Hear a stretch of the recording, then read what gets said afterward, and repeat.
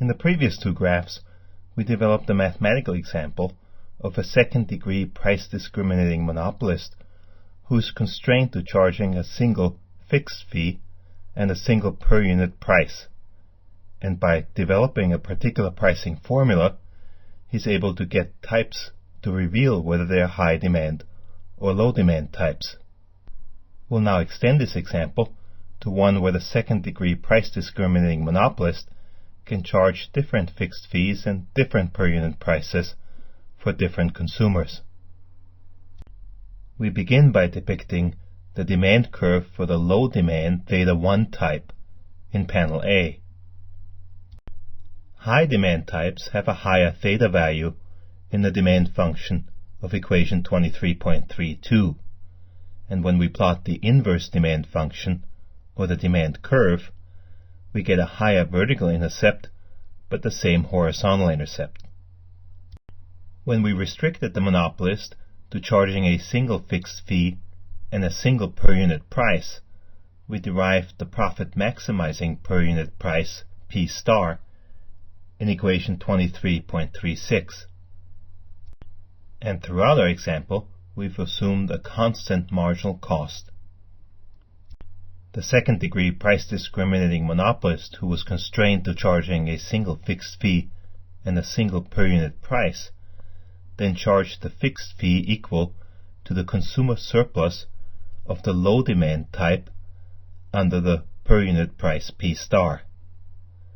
The pricing formula we derived in the previous graph was then equal to the shaded blue area as a fixed fee and P star as the per-unit price.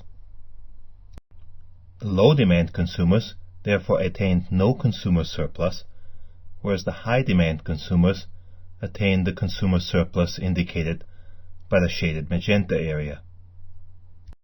This is because low-demand consumers consume the quantity X1, where P star intersects their demand curve, but also have to pay a fixed fee equal to what would be their consumer surplus if that per-unit price was the only thing they had to pay. High-demand consumers, on the other hand, consume the quantity X2, where P star intersects their demand curve. They pay P star times X2 plus the shaded blue area from panel A, leaving them with the shaded magenta area as surplus. Now let's think about how profit might increase if the producer were able to design different pricing formulas targeted at the two different demand types. In section A of the chapter, we began in panel A of graph 23.5, where we assumed that the producer would charge a per-unit price equal to marginal cost, and then charge the low-demand consumer the entire consumer surplus as a fixed fee. This would imply targeting the pricing formula to the low-demand consumer by setting P equal to marginal cost MC, and then charging the area A plus B plus C as the fixed fee. We then assumed that the producer would continue to charge a per-unit price equal to marginal cost to high-demand consumers, but would structure the fixed fee so as to cause the high-demand consumers to not behave like low-demand consumers. If they did mimic the behavior of low-demand consumers, high-demand consumers would purchase X2, pay the price equal to marginal cost times X2, plus the fixed fee charged to low-demand consumers, which is equal to area A plus B plus C. This would then leave them with consumer surplus equal to area F plus E. Thus, any pricing package that is aimed at high-demand consumers must guarantee them at least consumer surplus F plus E, so long as low-demand consumers are being charged a price equal to marginal cost and a fixed fee equal to A plus B plus C. And this implies that if we charge a per-unit price equal to marginal cost to high-demand consumers, we can charge them a fixed fee equal to A plus B plus C plus D. This was only the beginning to developing full second-degree price discrimination in graph 23.5 in section A, and we'll continue our development in the next graph. But we can already see at this beginning stage of our development of full second-degree price discrimination how deviating from the single fixed fee and the single per unit price in panel A can cause profits for the monopolists to increase. Imagine that half the population is of low demand type and half the population is of high demand type. When we run into a consumer, there's therefore a 50% probability that the consumer is a low demand type and a 50% probability that the consumer is a high demand type. Under the restriction of a single pricing formula, consumers of type 1 will consume X1, and the monopolists will earn a profit of A plus B when encountering a low demand consumer.